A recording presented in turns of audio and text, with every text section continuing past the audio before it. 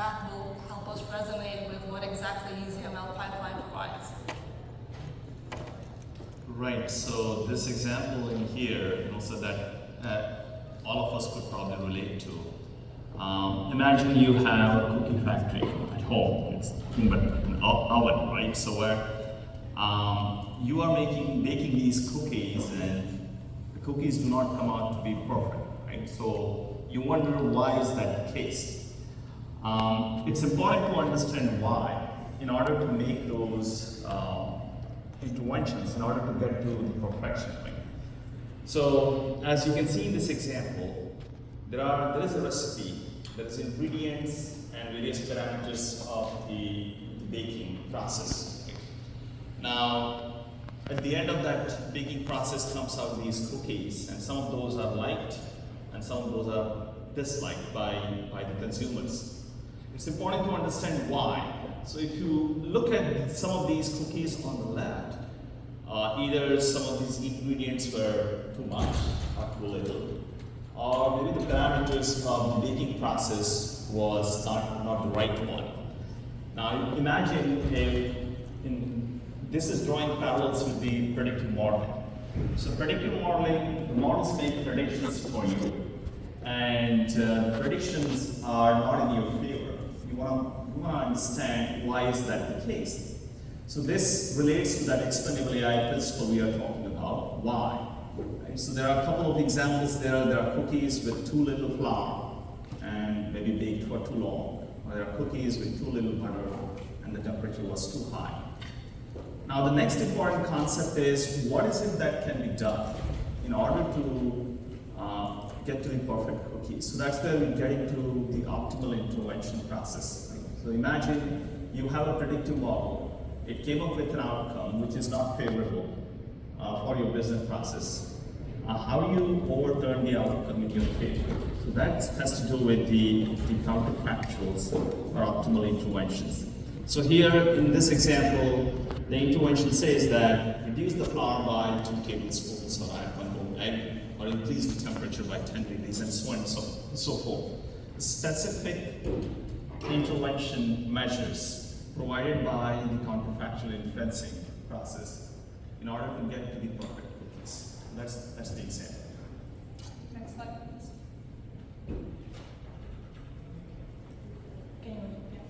Next one. Thank you. I'll read through the slide.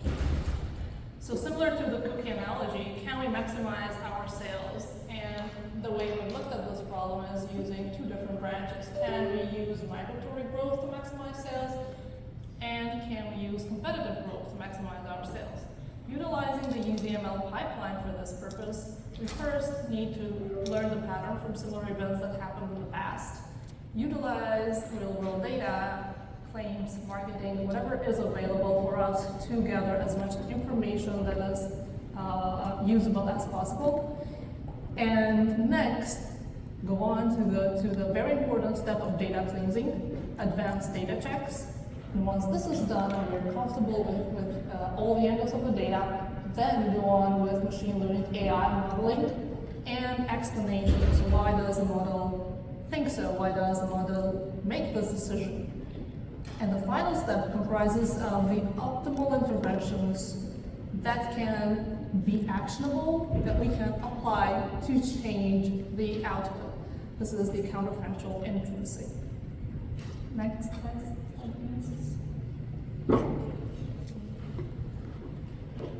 Next slide, please.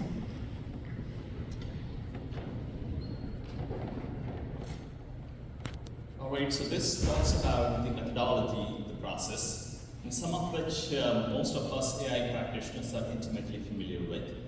What this shows on the left-hand side has to do with making sure you are going through the rigorous data cleansing, data quality assessment process, and then building the models. In this case, on the left-hand side of this shape, you would see that these models, it's an iterative exercise, these models are built in parallel, and then automatically fine-tuned for optimal performance with those hyperparameter tuning. But once these models are in place and you deploy these models, the right-hand side has to do with the the productization of these models. Now, when these models actually make their way into a solution powered by AI and finally gets into the business processes, what does it take for these models to succeed? What does it take for user adoption to be high? So while the left-hand side has to do with the innovation process, where you're going through data quality assessment and building training predictive models, the right-hand side has to do with what does it take to have the user adoption being very high. And that's where the trust plays an important role, right? So trust through transparency. And explainability is an important pillar of the transparency aspect. So when you make a prediction, you should be able to convey it back to the user. What is it, why did the model predict the way it did? When you talk about explainable AI, most of the practices today are limited to Shapley and Line on the water. But imagine if you could have the explanations laid out in human understandable terms. So for example, a cancer patient survivability chances are poor. Why is that so? If you just say that the genetics played an important role, or certain treatment procedures played an important role, like what Shapley and Limes would offer you, that these are the importance values associated with those features. But imagine if the explanation was something along the lines of, well, this patient has less likelihood of survival because cancer has spread more than 8 lymph nodes in the body, because the patient has already gone through certain number of rounds of chemotherapy, because the patient has so and so genetic disposition, clearly laying out those specific reasons. And that's the key, where then the care providers as well as the practitioners, the patients, they can relate to why, because it's in those human understandable terms. So EazyML's explainable AI brings that next level of reasoning or explainability, which can directly relate to the patient's experience, care provider's experience. So that's one aspect. The other aspect, once the model has gone into the production, earlier we learned about staying on top of the dynamic environments. The model should be able to adapt itself to the changing data patterns and changing environmental patterns. So what does it take in order to stay on top of that?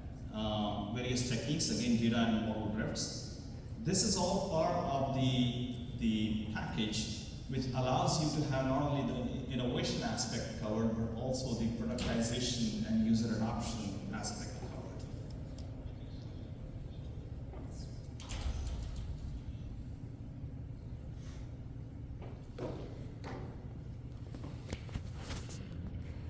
Now in this slide, we are going through the standard process. So the first step, of course, is making sure that your data is good enough before you proceed to machine learning exercise. Otherwise, garbage in, garbage out. So that's the very first step, where you have various kinds of data quality assessments performed, the incompleteness in data, bias in data, to be able to detect those and remediate those. So that's what the first step talks about. And most of us practitioners go through this process.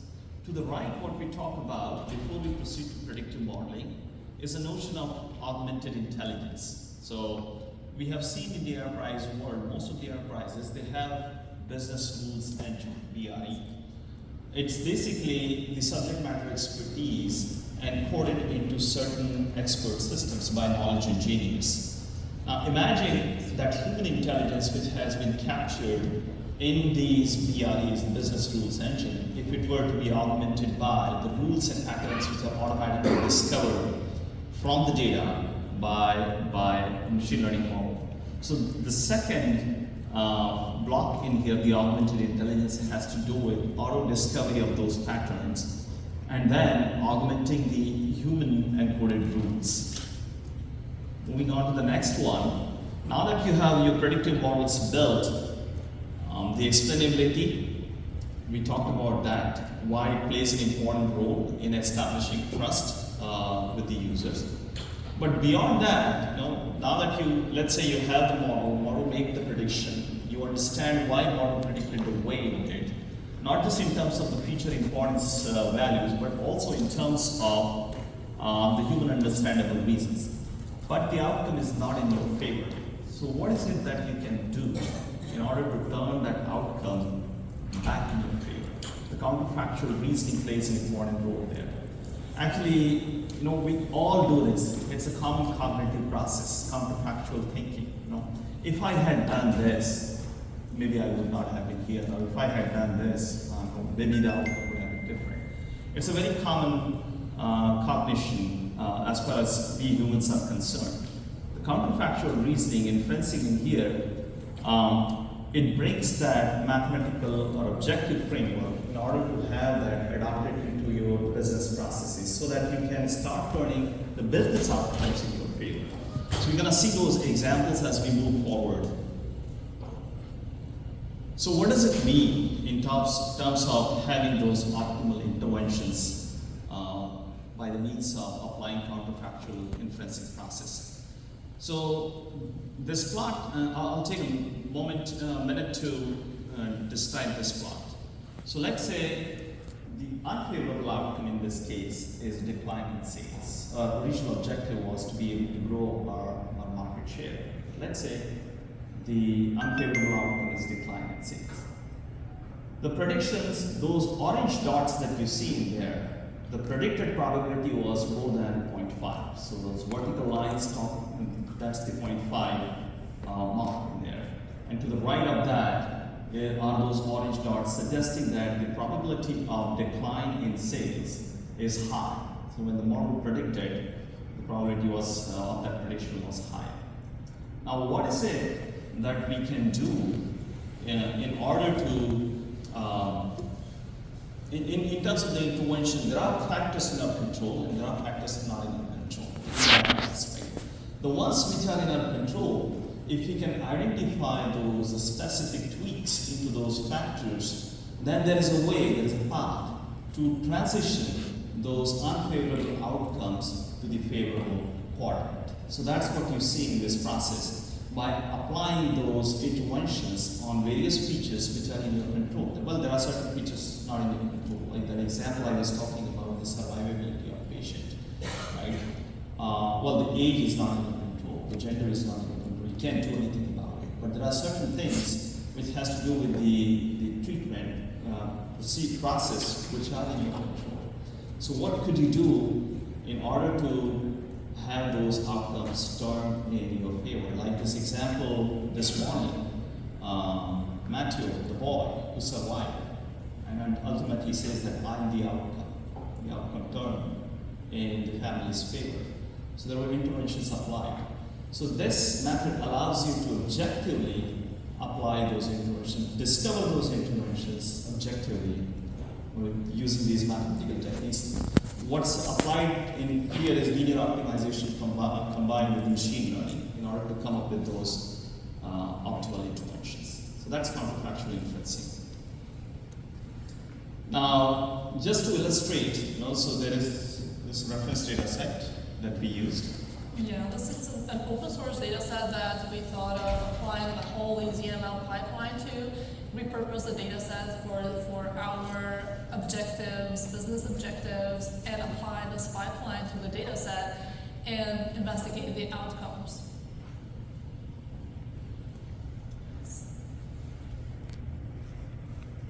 So here's a list of attributes and features of the data set.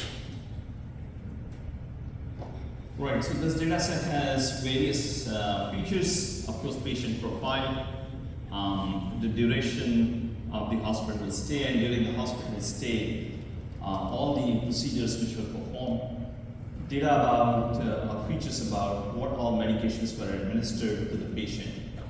And the outcome of study here was the patient getting readmitted into the hospital within 30 days. Well, the worst thing that could happen to someone is getting admitted into the hospital.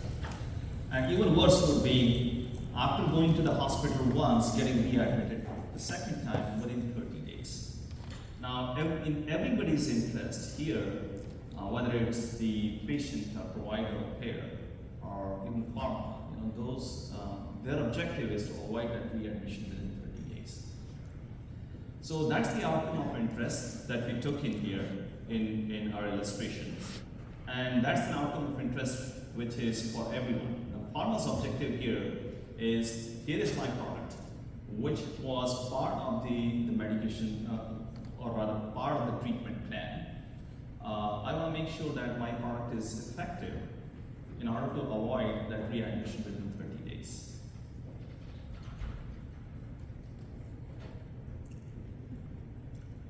Now, from this pharma's point of view, who has a product, let's say drug A. Now, here is the population of the patients or entities which we are interested in. Right? In that population, let's say the pharma in question is the one producing drug A. Right? And then there are other drugs in the market out there, the competitive ones. And imagine that the drug C is the least expensive one and drug B is the most expensive one. Right? Those circles show the population where the various drugs have been found to be effective.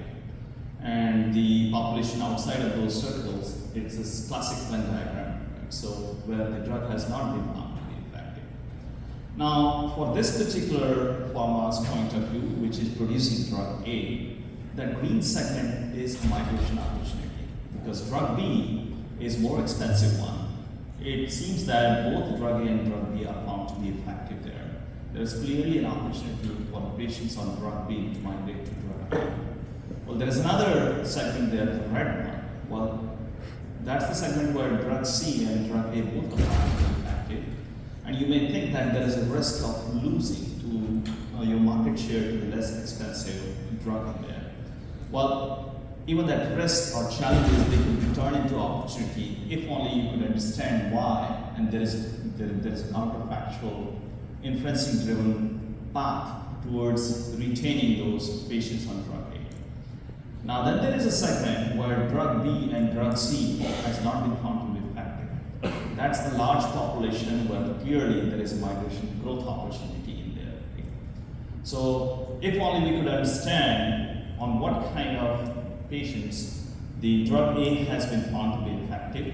If we were to subject this population on the right, the drug B and drug C not found to be effective, we subject that population to that predictive model, it would be able to tell you where it's going to be effective, if yes, why, and if not, why not. Now then, on the top left, there is another small quadrant where drug A is not found to be effective. Although again, it may look like a lost cause, but with counterfactual intervention, there is a hope that even those patients, maybe we find a way for them to stay on drug A and make the drug effective for those patients. So this was the universe of opportunities that we carved out on the data set, which we use for illustration.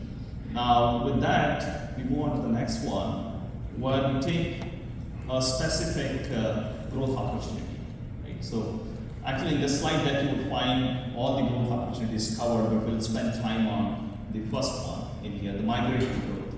So let's say we build that predictive model by using the data where the drug A is found to be effective and drug A not found to be effective. Well, I'm saying the word drug A or drug B, but this can be replaced with product. This is applicable to any commercial organization which is interested in growing the market share for their products. So product A effective, product A not effective, well, you build a predictive model. Once that predictive model is ready, then you subject it to that population of interest. Next. So that's the population of interest, the one which is on more expensive product, drug B. Whether that product has been found to be effective for that population or not doesn't matter because it's an expensive one. And the less expensive product, where drug C, right, not effective. We subject these population to our predictive model. The predictive model is going to come back with, well, segmenting that population into two groups, where drug is found to be effective and not found to be effective. Wherever drug A is found to be effective, it's clearly your targeted outreach opportunity. Right? And wherever it is not found to be effective, that's where the counterfactual reasoning comes into play. You apply those optimal interventions, And you figure out that, well, here is a segment, even among those where it's not found to be effective, where we can make it effective. But like in that diagram, the plot where we showed that as you apply the optimal intervention, some of the orange dots traverse down to the favorable outcome territory. There are a couple which were still left as orange, which means that regardless of what you do, even with the factors in your favor, there will be scenarios like that. So same thing in here, there is, regardless of what you do with those factors in your control, there is a population that you can't do anything about it. Again, going back to that cancer example, maybe it's so late in the stage, regardless of all the treatment explorations, it's an unfortunate outcome that someone has to face. So here is an example. Now these are directly screenshots translated into PowerPoint tables from the Jupyter notebook. So it shows predictive models. These models are automatically built, trained, and auto-tuned for hyperparameters using EazyML's Python libraries. And it rank orders all these models by their performance. In this case, discernibility is important, so that's why kappa is a measure of interest here. Among the various statistical measures for the model performance measurement. To that, once you have this predictive model built, there was an potential opportunity for 242 patients who were on drug B, and they were readmitted within 30 days, and they did not try drug A. Those 242 patients, you subject those to this predictive model, you see that 164 could benefit from drug A. Right? So that's your direct targeted opportunity. Now that you have these 164, have you squeezed enough juice out of the which is out there? Could you convert more? So that's when we get into the counterfactuals, additional opportunities, which you will see on the next page. So then the next page shows that out of those 78, so 164 plus 78, 242, those 78 patients on whom the drug A was not found to be effective, what is it that we can do?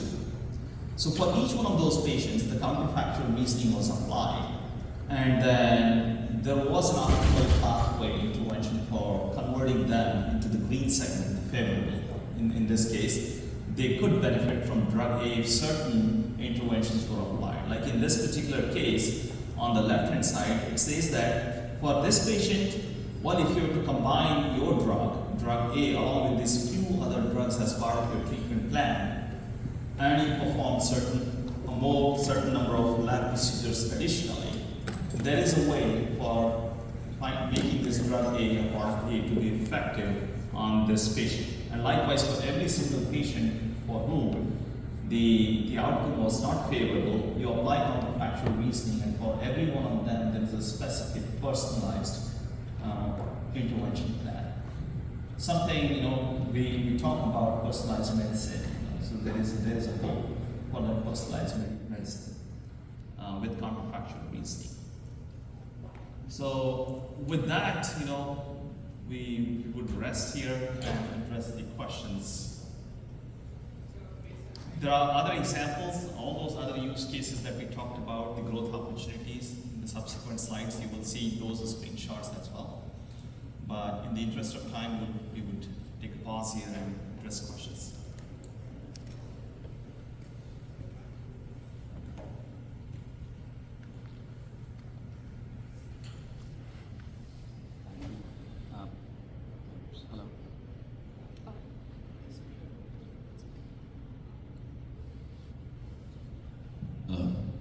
Yeah, thanks. Very insightful talk. Much of this has to do with structured data, right? Mm-hmm. We live in the world of generative AI and its derivative, these LLMs, and a lot of unstructured data are now becoming equally powerful in interventions and predictions. So imagine that you have voluminous data about a particular drug, right? And you as an HCP or PCP say, okay, such and such, I have a patient, and this is the ethnicity, this is the gender, the age, and these are the keys, etc. And what is the best prescription using this particular drug for the patient. And it comes back with an answer. The doctor puts the patient on that regimen. Let's take this. Unfortunately, it doesn't work. Not as well. Now the question is, can counterfactual inferencing help here with unstructured data, where you've got voluminous information littered across documents about the drug and how dosage, efficacy, toxicity, etc. How do we optimize, like you said, personalized medicine for this particular patient using counterfactual inferencing with unstructured data? Excellent question. So we talked about the applicability of counterfactual reasoning here in the context of classical AI or traditional AI.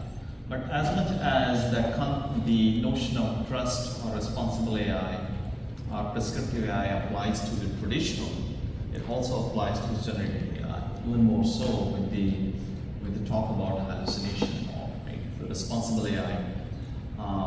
So in order to make user adoption high, so remember that MLOps, that shape we were looking at, the left-hand side had to do with the innovation, the right-hand side to do with the adoption. For user adoption, the trust and responsible AI is the key. So in generative AI world, it's equally important. If you can quantify the trust in the answers coming out of those generative AI-powered solutions, quantify in terms of, let's say, response score, provide citations, references along with your response, that plays an important role. But generative AI applies to the unstructured field, like we all know. Now, if you want to fit into this framework, well, you could apply generative AI to the unstructured data, let's say clinical notes, for example, and derive specific features which make their way into the traditional predictive modeling, and then the counterfactual reasoning just falls in place. Thanks. So you basically saying use LLMs to transform all that data into those set of features and target that you're interested in, and now that you have transformed it into structured data, all these CFI concepts are applicable directly. Right. And then you can compare notes. Okay. Thanks.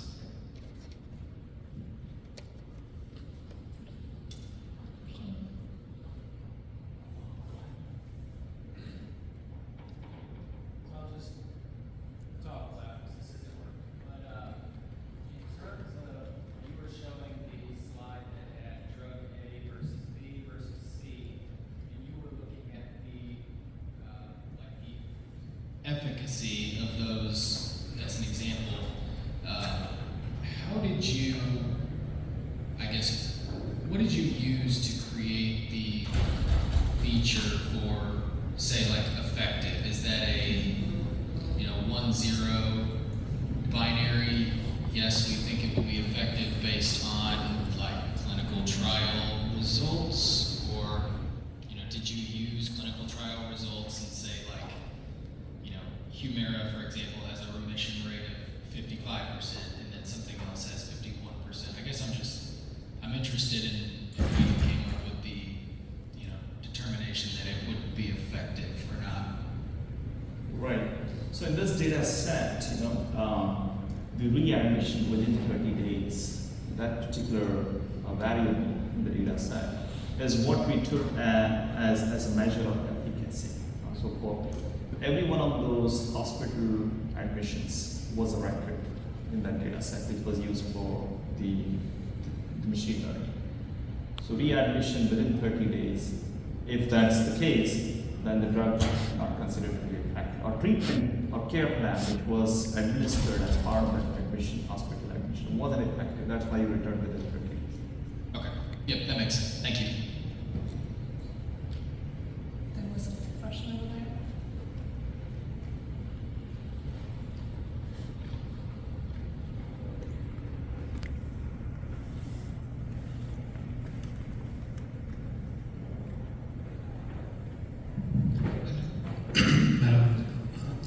How can we do this same pricing and comparison with the rare disease? Because there's a few drugs in the rare disease market, and not all drugs, like other companies competitors are in the same space, like they are very different from each other. So calculating their biomarkers and how we can navigate to those rare drugs, because the pricings are very different with the competitors. Yeah, I think that's an interesting question, and defining like the solution according to the problem is part of it, because you may have to kind of redefine the target or the feature that you're optimizing depending on the TA. So for our current problem, this was an applicable way of applying the whole pipeline to grow market share, but in a different TA than including features that make sense for that TA, and also like the limitations, they may define the solution that you can go with using AI. Thank you.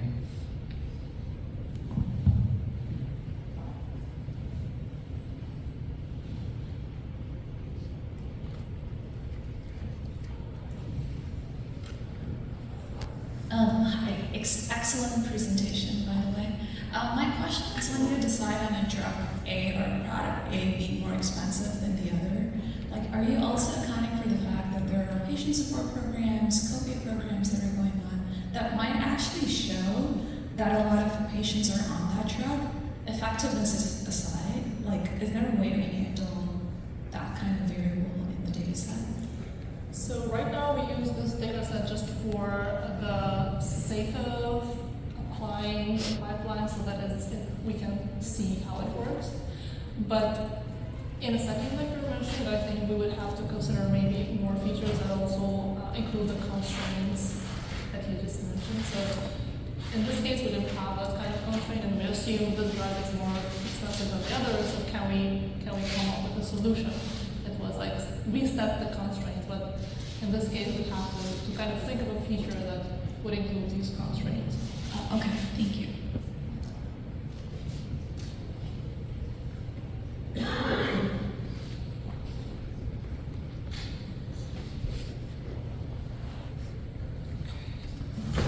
Your presentation makes the case for the value of explainable AI. Didn't really get into much of the sort of how of that. Is that a sort of a platform feature? Is that a custom built per instance feature? I'm trying to figure out how that fits in the model.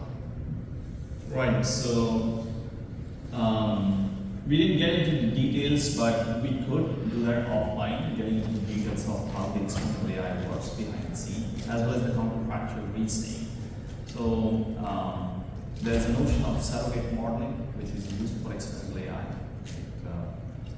In order to come up with those as human readable explanation for each individual instance. And likewise, counterfactual reasoning is also each individual instance, because it's for a specific patient or a specific factor.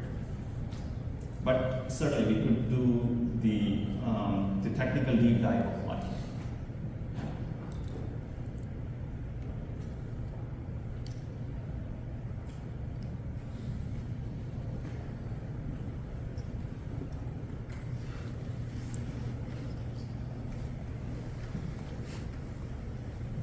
Thank you for the great presentation. Just wanted to understand the regulatory aspect of AI helping HCPs in the decision making, because this can impact the patient's journey. So, especially when the FDA is considering AI as an SAMD when it comes to the decisions related to the patient care. Can you please repeat the question? Yeah, what's the regulatory perspective of such solutions with AI helping HCPs in the decision-making process? Right. So maybe I can take that and you jump in. So regulatory aspects very important, and that's why whatever machine learning AI practices we do, it has to be human-centric. There has to be human intervention for every stage of the pipeline, which has to do with decision making, right? So whether it's explainable AI or whether it's counterfactual interventions, in both of those cases, you must abide by the regulatory compliance, those guidelines. So in some ways, explainable AI helps with that aspect because it's bringing that transparency to the fore. Right? So explaining why certain things are the way they are. So, but we could talk about the regulatory framework and how it fits into with these explainable AI and counterfactual interventions offline too. But if anything, transparency plays an important role in regulatory compliance. That's all we have time for today. Thank you so much for the great presentation. Please give our visitors a round of applause. Now we're going to proceed to the lunch and the vendor fair. So we'll